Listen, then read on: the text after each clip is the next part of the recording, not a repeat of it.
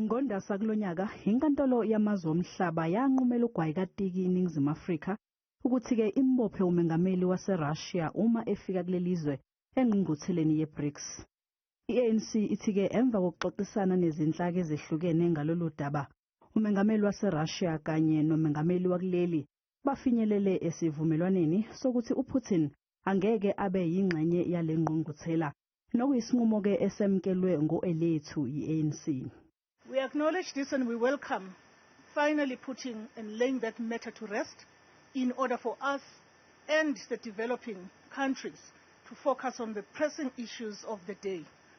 I-ANC ivikele incwadi efungelwe kaMengameli Ramaphosa mayelana nodaba likaPutin. Iphini lokuqala likanobhala jikelele weqembu lithi kufanele ukukhathazeka kaMengameli malungana nempi engaba khona phakathi kwalelizwe neRussia uma kuboshwa uPutin.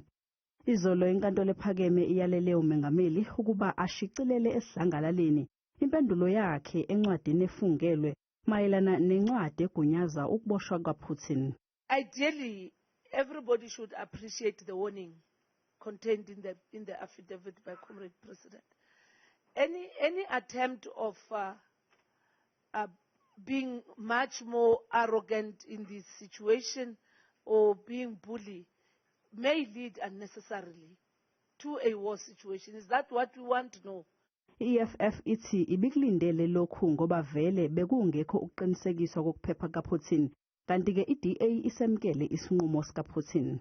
Great news for South Africa because it averts a potential international crisis that would have had a reverberation onto the domestic situation in South Africa. Izwe laseRussia lizomelwa ngungqongqoshe wezangaphandle kule ngqungquthela kanye nenxusa laseRussia elizinze kulelizwe.